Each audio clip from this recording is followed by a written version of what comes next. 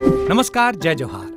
क्या आप भी गवर्नमेंट एग्जाम्स की तैयारी करना चाहते हैं? क्या आप भी मेमोरी टेक्निक्स और ट्रिक्स के जरिए बहुत ही कम समय में स्मार्ट स्टडी करना चाहते हैं? क्या आप चाहते हैं कि सीजी व्यापम टॉपर आपको पढ़ाए?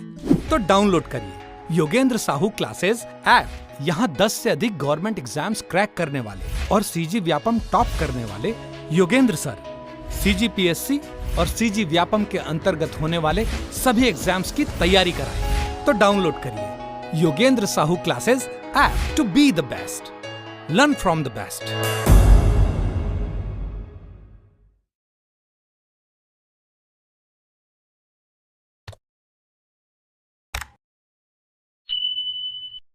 नमस्कार दोस्तों, आप सभी का स्वागत है योगेंद्र साहू ऑनलाइन क्लासेस में। मैं हूं आकाश चंद्राकर और आज हम लोग पढ़ेंगे जियोग्राफी के एमसीक्यू। ठीक है, बहुत दिनों से इसका डिमांड हो रहा था और अब एग्जाम के दृष्टिकोण से भी ये समझ लीजिए कि अब धीरे धीरे जैसे बाकी चीज़ों का नोटिफिकेशन आने लगा है तो आपके एग्जाम का भी डेट आ सकता है। तो ये कवर करते चलेंगे। आज के में 20 क्वेश्चन है, कोशिश करेंगे कि 40-50 क्वेश्चन एक साथ करें, क्योंकि जियोग्राफी बस पूछा जा रहा है इंडिया में और ये थोड़ा सा ईजी टॉपिक हो जाता है जियोग्राफी, बाकी और अदर सब्जेक्ट को देखा जाए तो 50 क्वेश्चन का हम लोग टारगेट लेकर चलेंगे। पहला दिन है तो 20 क्वेश्चन करा रहा हूँ, ठीक है। और अगर आप लोग प्रयोगशाला परिचालक का तैयारी कर रहे हैं तो कोर्स अवेलेबल है, आप कोर्स परचेस करके अपनी सभी सब्जेक्ट की तैयारी कर सकते हैं। साथ में हम लोग अगर जिनको साइंस एक्सप्लेनेशन के थ्रू विथ एमसीक्यू पढ़ना है तो उसके भी कोर्स अवेलेबल है और टेस्ट सीरीज भी अवेलेबल है। तो आई होप ये मान के चलता हूँ कि इतने दिन हो गया एप्लीकेशन आप लोग फिलअप किए हुए, तो कम से कम आपकी 80% के आसपास तैयारी हो गई होगी। जो सजग रूप से तैयारी कर रहे थे तो लोग अब टेस्ट सीरीज दिलाना शुरू कर दे, ताकि आपको पता चले कि कौन से पॉइंट आपका वीक रह गया है या कौन सा पॉइंट स्ट्रांग हो गया है। ठीक है, तो 99 रुपीज़ पर टेस्ट सीरीज अवेलेबल है, उसको आप लोग परचेस करके तैयारी का अपना आकलन कर सकते हैं। अब हम लोग इसमें 20 क्वेश्चंस करने वाले हैं। तो शुरू वाला क्लास रहने वाला आपके भारत की स्थिति और उसके विस्तार के बारे में, कि भारत कहाँ तक फैला हुआ है, क्या उसके अक्षांशी देशांती विस्तार रहने वाले हैं, कौन सा मिड लाइन गुजरता है, कितने राज्य उसके अंतर्गत आते हैं, तटरेखा की लंबाई कितनी है, कितने राज्य उस तटरेखा में शामिल है, इन सब के बारे में हम लोग थोड़ा थोड़ा जानकारी लेते हुए चलेंगे। इसमें पहला ही क्वेश्चन क्या पूछा गया है, भारत की मुख्य भूमि की दक्षिणी सीमा है। ठीक है, तो पहले तो भारत में आप लोगों को रफ बना देता हूँ। ठीक है, इस तरीके से मान के चलो, जो कि है नहीं। अब इसमें 4 ऑप्शन दिया कि 6 डिग्री। अब देखना, इसको पढ़ना भी सिखा देता हूँ। अगर गोला लगा है तो क्या दिखा रहा है, डिग्री को, और ये सिंगल डैश है मतलब मिनट, और डबल डैश लगे तो सेकेंड। ठीक है, तो 6 डिग्री 4 मिनट उत्तरी अक्षांश, 7 डिग्री 4 मिनट उत्तरी अक्षांश, 8 डिग्री 4 मिनट उत्तरी अक्षांश, या 6 डिग्री 8 मिनट उत्तरी अक्षांश। अब हमारा जो भारत स्थित होता है ना, पूरे गोलार्ध में देखोगे तो हम लोग उत्तरी गोलार्ध में स्थित है। तो उत्तरी गोलार्ध में स्थित है तो सारे अक्षांशीय रेखाएं क्या होंगी, उत्तरी होंगे। और उत्तरी के बाद भी केवल हमारे पास मुख्य भूमि है क्या, नहीं, हमारे पास अंडमान निकोबार द्वीप समूह भी है इस तरीके से, इधर लक्षद्वीप भी है, छोटे छोटे छोटे छोटे आइलैंड्स। ठीक है, तो इन सभी को मिलाकर हमारा मुख्य भूमि जो थोड़ा मुख्य भूमि बोलता हूँ, टोटल भूमि जो है बढ़ जाता है यहाँ दूर तक, लेकिन मुख्य भूमि का विस्तार बोले तो यहाँ तक होता है, क्योंकि ये भूमि बीच में समुद्र के माध्यम से अलग हो गया है। ठीक है, तो यहाँ पर पूछा क्या है, मुख्य भूमि का दक्षिणी सीमा पूछा है। अब मैंने बोला ये उत्तरी गोलार्ध है, उत्तरी गोलार्ध में है मतलब बीचों बीच एक विषुवत रेखा होगा, इधर वाला क्या दक्षिणी, इधर वाला क्या उत्तरी। तो अब ये 0 है, सबको पता होना चाहिए कि विषुवत रेखा कौन सा लाइन होता है, 0 डिग्री। ठीक, तो 0 डिग्री के ऊपर जाओगे तो भी 1-2 से शुरू होगा, नीचे जाओगे तो भी 1-2 से शुरू होगा। अब जब 1-2 से शुरू होगा तो जो सबसे पहले पड़ेगा उसका नंबर छोटा आएगा, पहले वो आ जाएगा ना गिनती में। जो दूर में पड़ेगा वो क्या आएगा, उसका गिनती बाद में आएगा। तो 2 एक याद रखना है आपको, एक तो 6 डिग्री 4 मिनट, 8 डिग्री 4 मिनट। तो पहले क्या आएगा, मैंने बोला नीचे वाला। ठीक है, और ये मुख्य भूमि आता है क्या, नहीं आता। तो आपका अगर मुख्य भूमि ना पूछ के पूरे भारत का सबसे उत्तरी सीमा कितने अक्षांश पर स्थित है तो क्या आएगा आंसर, 6 डिग्री 4 मिनट।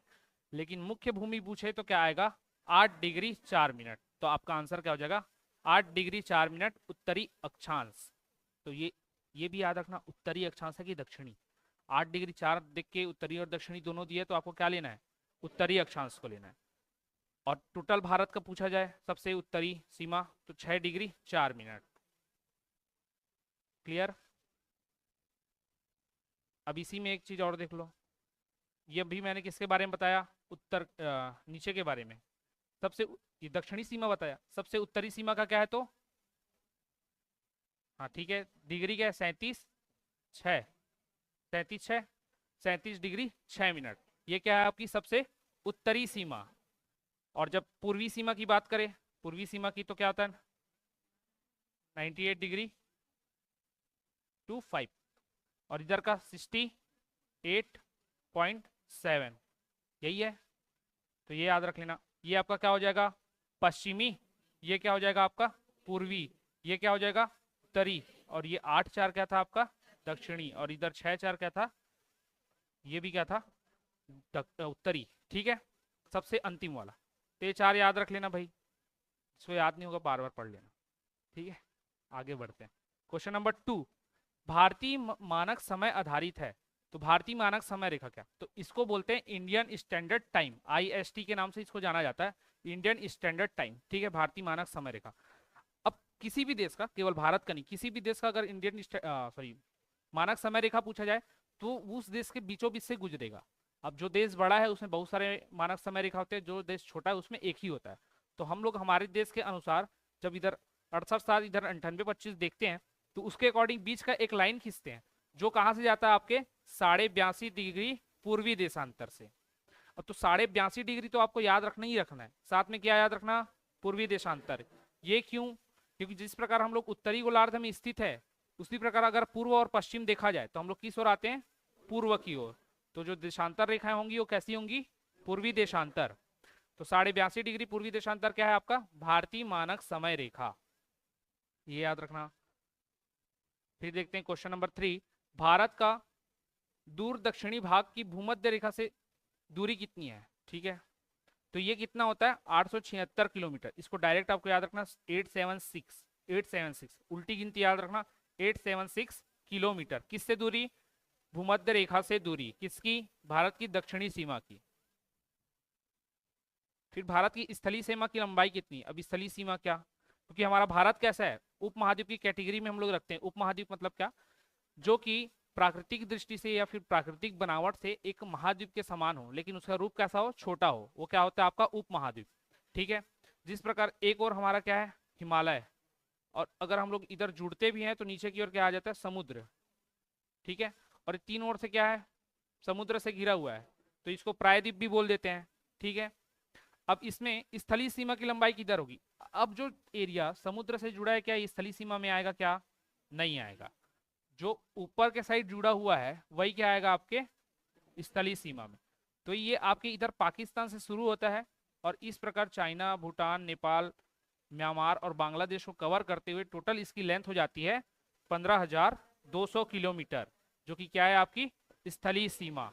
तो भारत की स्थलीय सीमा कितनी 15,200 किलोमीटर, ये याद रखना।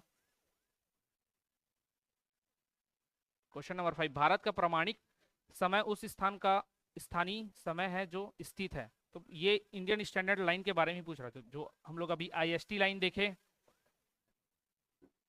82.5 डिग्री पूर्वी देशांतर पर जो स्थित है वो कहां से गुजरता है। तो आपके यहाँ पर ऑप्शन ही नहीं दिया गया है, उसको याद रखना इलाहाबाद के समीप से, इलाहाबाद के समीप। और इसके समीप भी किसी स्पेसिफिक जगह का नाम पूछे तो क्या याद रखना मिर्जापुर, मिर्जापुर से ही गुजरता है भारत के लिए। ठीक, पहले मिर्जापुर की जगह कौन सा याद रखते थे हम लोग नाम नैनी, अब ये इसको चेंज कर लिया गया है। जैसे कि पहले हम लोग सबसे ज्यादा वर्षा वाला स्थान पढ़ते थे चेरापूंजी, अब उसको हम लोग पढ़ते हैं मासिन राम। तो परिस्थिति के अनुसार बदल जाता है, वैसे ये भी थोड़ा बहुत बदला होगा, इसलिए अब हम लोग क्या याद करते हैं मिर्जापुर। कहाँ के, तो इलाहाबाद के। तो राइट आंसर क्या है इलाहाबाद, ऑप्शन नहीं था लिखा दिया। ठीक है, फिर क्वेश्चन नंबर 6 देखते हैं, इंडियन स्टैंडर्ड टाइम और ग्रीनविच मीन टाइम में कितना अंतर है। इंडियन स्टैंडर्ड टाइम अभी मैंने बताया कहाँ से गुजरता है 82.5 डिग्री 30 मिनट।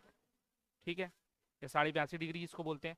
अब ये ग्रीनविच मीन टाइम क्या है, तो ग्रीनविच मीन टाइम हमारा जो ग्लोब होता है, इस ग्लोब में वैज्ञानिकों ने एक लाइन खींचा काल्पनिक रेखा। ये काल्पनिक रेखा लंदन में स्थित एक वेधशाला है लाइब्रेटरी, जो कहाँ है आपके ग्रीनविच में स्थित है। तो इसी से गुजरने वाली रेखा को 0 डिग्री देशांतर माना गया, 0 डिग्री देशांतर माना गया, और इसी को उन्होंने अपना क्या माना टाइमलाइन माना। ठीक है, फिर इसके अकॉर्डिंग आगे और पीछे हम लोगों ने अलग अलग टाइमलाइन खींचे, अलग अलग देशों के अकॉर्डिंग। तो हमारे जो देश का टाइमलाइन क्या था, इंडियन स्टैंडर्ड टाइम। जो मुख्य रूप से पहली बार खींचा गया था वो क्या था, ग्रीनविच मीन टाइम। तो इससे 82.5 डिग्री पूर्वी बोला, मतलब पूर्व की ओर जाएंगे, यहाँ पर हमारा आता है। तो जब आप 0 से लेकर 82.5 डिग्री पूर्वी की ओर जाएंगे देशांतर रेखा में, तो वो जो डिफरेंस आता है वो आपका आता है 5.5 घंटे का, या फिर मैं बोलूँ तो 5 घंटे 30 मिनट का। तो ये डिफरेंस है। और ये डिफरेंस कैसा है, पॉजिटिव और नेगेटिव में? तो पॉजिटिव में केवल ये दे तो भी अलग टेंशन नहीं है, क्योंकि यहाँ पर मिनट अलग अलग था। हो सकता है कहीं पर आपको -5 घंटे 30 मिनट दे, ठीक है, और 5 घंटे 30 मिनट दे, तो आपका सही आंसर क्या होगा, प्लस वाला। क्यों होगा, क्योंकि हम लोग किस ओर है, पूर्व की ओर, और सूर्य किधर से उगता है, पूर्व से, तो पहले हम तक पहुंचेगा ना कि इन तक, इसलिए हम लोग किस में है, पॉजिटिव में। क्लियर? तो प्लस का ये सिनेरियो याद रखना है आपको। क्वेश्चन नंबर 7, द्वीपों सहित भारत की तट रेखा की लंबाई कितनी है? तो ये किसके सहित बोल रहा है, द्वीपों के साथ में बोल रहा है। अभी मैंने बताया था स्थलीय सीमा इस ओर है, जो कि पाकिस्तान से उधर म्यांमार और बांग्लादेश तक जाता है। इधर आपका क्या है, जलीय सीमा है, तीनों ओर क्या है, पानी है। तो तीनों ओर पानी है, तो यहाँ गुजरात से लेकर आप ऐसे चालू करेंगे और ये इधर बांग्लादेश मतलब पश्चिम बंगाल तक जाता है हमारे एरिया में। तो वहां तक आपका क्या है, पूरा का पूरा तट रेखा है, तट रेखा है।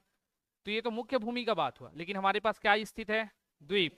इधर देखेंगे अरब सागर में तो क्या है, लक्षद्वीप, और इधर बंगाल की खाड़ी में क्या स्थित है, तो इनका भी कुछ एरिया होगा। इनके एरिया का जो हम लोग मिला लेंगे इसके साथ में, तो टोटल पहुंच जाता है आपका 7516। तो 75 लगभग लगभग, इसको कहीं कहीं पर अगर डायरेक्ट याद करना हो आपको राउंड फिगर, तो 75-15 याद रख लेना, तो 16 के आसपास का आप डिजिट याद कर पाएंगे। ठीक, तो 75-15 से स्टार्ट करना जो नए होंगे स्टूडेंट, और जिनको याद हो गया डायरेक्ट इस पर बने रहना। ठीक है, मैंने भी शुरुआत यही किया था, 75-15, फिर 1-1.5 याद रह जाता आगे पीछे। ठीक है, तो ये कितना हो गया आपका, द्वीपों सहित भारत की तट रेखा की लंबाई।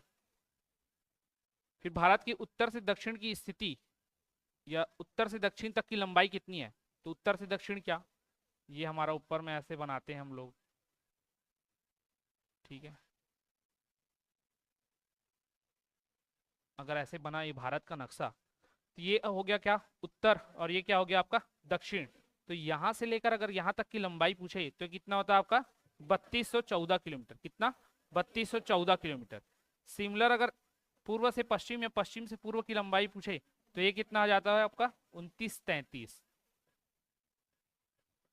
ये याद रखना है। तो यहाँ पर किसका पूछा था, उत्तर से दक्षिण, तो याद क्या करना है, 3214 किलोमीटर। अगला देखते हैं, पूर्व से पश्चिम की लंबाई, तो यह मैंने अभी बताया कितना होता है 2933, 3214 2933। फिर भारत की तट रेखा की लंबाई अभी पढ़े थे, वो कौन सी थी, द्वीपों सहित, द्वीपों सहित कितना पढ़े थे, 75-16.5। राउंड फिगर कितना याद करना, 75-15। अब जो केवल तट रेखा पूछे, तो केवल तट रेखा जब बोले तो इसमें से क्या माइनस करना है आपको, जो इधर लक्षद्वीप का था और इधर अंडमान निकोबार का था। ठीक है, जब इसको हम लोग माइनस कर देते हैं तो हमारे पास जो निकल के आता है वो कितना होता है 6100 किलोमीटर। ठीक है, तो द्वीपों सहित बोला तो क्या 75-16, और केवल तट रेखा की लंबाई बोले तो क्या 6100। तट रेखा क्या होती है ये बता देता। ये जैसे मुख्य भूमि है, तो यहाँ गुजरात के पास से क्या लग जाता है आपका, समुद्र लग जाता है यहाँ से, तो ये गुजरात को टच करेगा, इधर गोवा, महाराष्ट्र, कर्नाटक, केरल को इधर छुएगा, इधर तमिलनाडु को छुएगा, आंध्रा, ठीक है, उड़ीसा, और इधर आपका पश्चिम बंगाल। तो जहां भी, जैसे कि हम लोग तालाब को देखना, तालाब में चारों ओर देखना बाउंड्री वॉल रहता है, और बीच बीच में छोटा छोटा जगह दिया रहता है जहां पर आप तालाब के पास पहुंच सको, तो क्या हो जाता है एक प्रकार का तट है तालाब के लिए।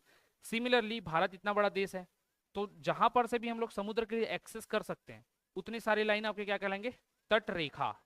तो आपका तट रेखा, ये जितने राज्यों को समुद्र टच करेगा वो सभी किसमें आ जाएंगे, तट रेखा में। तो जब इसकी लंबाई निकाली जाती है तो उतना कितना आता है 6100 किलोमीटर। क्लियर? अब द्वीप का तो चारों ओर होगा ना, क्योंकि द्वीप किसके बीच में है, समुद्र के बीच में, तो ये तो चारों ओर से क्या है, समुद्र से घिरा हुआ है, तो इसकी तट रेखा कैसी होगी, चारों ओर घिरी हुई होगी। ठीक, तो इसको मिलाने के बाद ये प्राप्त होता है। क्लियर? तो केवल तट रेखा की लंबाई पूछे तो कितना 6100 किलोमीटर, अगर द्वीपों सहित पूछे तो कितना था 75-16। फिर भारत के कितने राज्य समुद्र के किनारे पर हैं? अभी मैंने बताया ये आपका इस ओर से चलेगा। ये क्या आता है? गुजरात। ठीक है, तो लिखते चलता हूँ गुजरात। गुजरात के बाद क्या आता है? महाराष्ट्र। यहाँ पर छोटे से कोने में क्या है? गोवा। फिर इसके बाद क्या आ जाता है? कर्नाटक आपका। ठीक है, फिर इधर आ जाएगा केरल, फिर इधर आपका तमिलनाडु, फिर इधर आ जाएगा आंध्रा, फिर इधर आ जाएगा उड़ीसा, फिर इधर बचा जो पश्चिम बंगाल। तो टोटल गिनती लगाएंगे तो कितना हो जाता है? 1 2 3 4 5 6 7 8 9। तो ये 9 कितने हो गए आपके समुद्र के किनारे स्थित राज्य। ठीक है, 9 के नाम याद होने चाहिए क्योंकि पूछता है। तो गुजरात से शुरू करना और कहाँ पर जाके रुकना है आपको? पश्चिम बंगाल, ये किनारे। अब इसमें एक क्वेश्चन और ऐड हो जाता है, इसको 20 से ऐसे डिवाइड कर दो। इसको बोलेंगे हम लोग पूर्वी, सॉरी पश्चिमी, पश्चिमी, और इसको क्या बोलेंगे? पूर्वी। तो जब पश्चिमी तट रेखा की बात करें तो कितने राज्य आते हैं? 5। कैसे? गुजरात, महाराष्ट्र, गोवा, कर्नाटक, केरल। जब पूर्वी की बात करें तो 4, पश्चिम बंगाल, आंध्र प्रदेश, उड़ीसा, आंध्र प्रदेश और तमिलनाडु। तो टोटल 4 आते हैं। ठीक, तो ये भी याद रख लेना। तो टोटल कितने हो जाते हैं? 5 और 4 मिला के 9। फिर देखते हैं 12वां, भारत में सबसे लंबी तट रेखा वाला राज्य कौन सा है? तो ये कौन सा होता है आपका? गुजरात। जब आप मैप देखेंगे ना तो लगता है कि भाई तमिलनाडु सबसे लंबा होना चाहिए, क्योंकि तमिलनाडु ऐसे लंबे रूप में ऐसे फैला हुआ है। जैसे कि अगर मैं ये मैप बनाता हूँ तो ऐसे आपको लगेगा कि तमिलनाडु होना चाहिए, बट ये होता नहीं है। क्यों? क्योंकि जब आप गुजरात को देखोगे तो ये कुछ इस नुमा आकृति में है।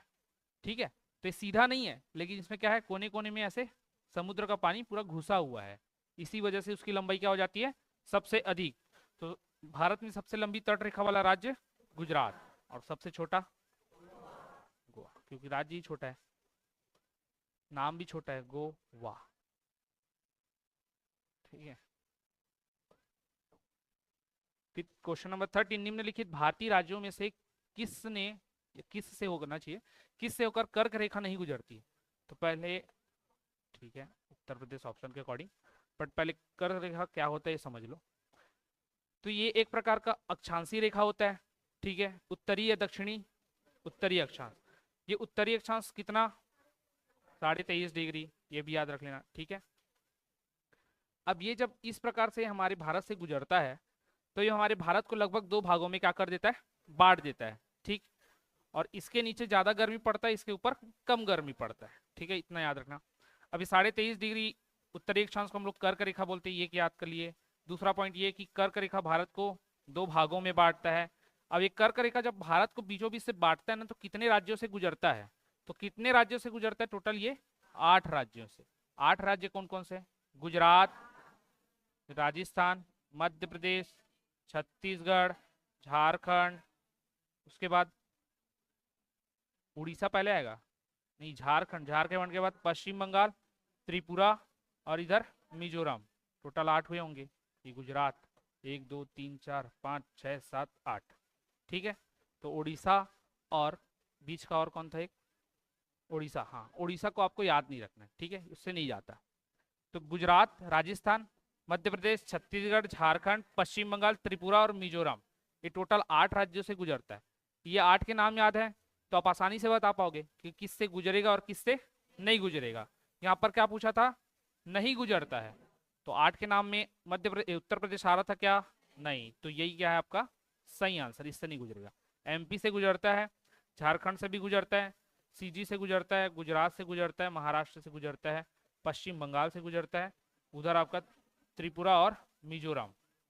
अब ये डाउट ना मिजोरम में बहुत होता है, मिजोरम आएगा, मेघालय आएगा, मणिपुर आएगा, तो इसको मी से याद रख लेना, मिजोरम।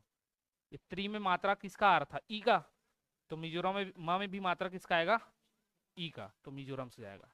मणिपुर तो नहीं सुने हो, मेघालय तो नहीं सुने हो, मिजोरम ही सुने हो ना, तो गुजरेगा भी किससे? मिजोरम से। 14 नंबर का क्वेश्चन देखते हैं, कौन सी अक्षांश रेखा भारत के मध्य से होकर गुजरती है? अभी बताया कौन सा? कर्क रेखा। ठीक है, मकर नहीं गुजरता है, कौन सा गुजरता है? कर्क रेखा। जब आप वर्ल्ड जियोग्राफी पढ़ेंगे तो वहां पर आपको मकर रेखा याद करना पड़ता है। अफ्रीका ऐसा कॉन्टिनेंट है जहां से तीनों रेखाएं गुजरती है, कर्क, मकर और विषुवत। पूछेगा नहीं, व्यापक में आता नहीं है तो याद मत करो। क्वेश्चन नंबर 15, कर्क रेखा भारत के कितने राज्यों से होकर गुजरती है? अभी बताया क्या? 8। क्वेश्चन नंबर 16, भारत का वह राज्य जिससे होकर कर्क रेखा गुजरती है? पहले पूछा था नहीं, अभी क्या पूछा है? गुजरती है। जम्मू कश्मीर से गुजरती है, हिमाचल प्रदेश से, बिहार से? आंसर क्या हो जाएगा? फिर भारत की मुख्य भूमि का दक्षिणी नोक या पॉइंट क्या कहलाता है? तो किसके बारे में पूछा, ये देख लेना। क्या बोला यहाँ पर? मुख्य भूमि। मुख्य भूमि मतलब ये वाला हिस्सा, और ये ऐसे नुकीला नुमा निकला है, इसको हम लोग बोल देते हैं कैप। तो कैप के मरीन आपका क्या हो जाएगा? सही आंसर। इसका अन्य नाम? कन्याकुमारी में तो स्थित है कैप के मोरिन को, और क्या बोलते हैं?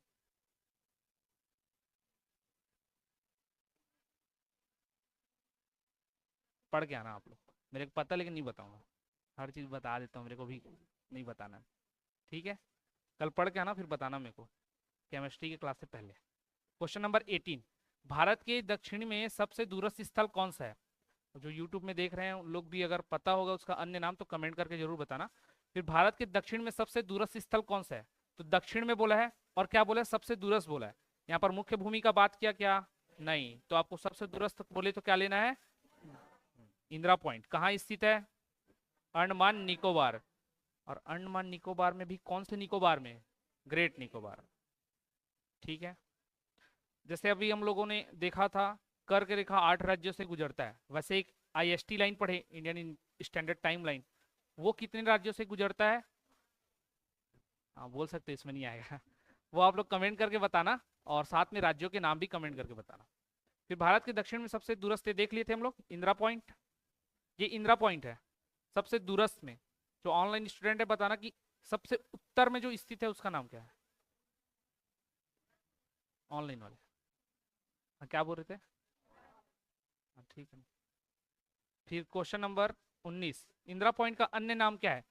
तो इसके ना इनमें से सही सभी आएगा। इसका पार्सन पॉइंट भी बोलते हैं, इसको पिग्मेलियन पॉइंट भी बोलते हैं। ये पॉइंट सबके लिए ना नया होता है। कौन सा? लाही चिंग। लाही चिंग सबके लिए नया है, तो इसको याद कर लेना, ये SSC में एक बार आया था तो तीनों को आंसर लिया गया था। तो पार्सन पॉइंट भी बोलते हैं, लाही चिंग बोलते हैं, और पिग्मेलियन पॉइंट भी बोलते हैं। क्वेश्चन नंबर 20, भारत का दक्षिणतम स्थान इंदिरा पॉइंट निम्नलिखित में से कहाँ स्थित है? अभी मैंने पूछा कहाँ, तो ये अंडमान निकोबार द्वीप समूह में स्थित है, ठीक है? तो ये आपके 20 क्वेश्चन रहे जियोग्राफी के। तो हाँ, 98 है कि 97 है? 98 है। 97.25 है, मैं क्या बताया था? 25, ठीक है, उसको सुधार लेना। 97.25 है, जो सबसे आपका पूर्वी सीमा है वो, ठीक है? उसका नाम क्या है एक बार कमेंट करके बताना। ये आपके 20 क्वेश्चंस रहे, आगे हम लोग इसके क्वेश्चंस, नंबर ऑफ क्वेश्चंस बढ़ाएंगे, ठीक है? तो सेशन को ज़्यादा से ज़्यादा शेयर करना, और लाइक शेयर सब्सक्राइब जरूर करना। सब्सक्राइब करेंगे तो ये वीडियो आप तक जल्द से जल्द पहुंचेगा। तो इस वीडियो में इतने रखते हैं, धन्यवाद।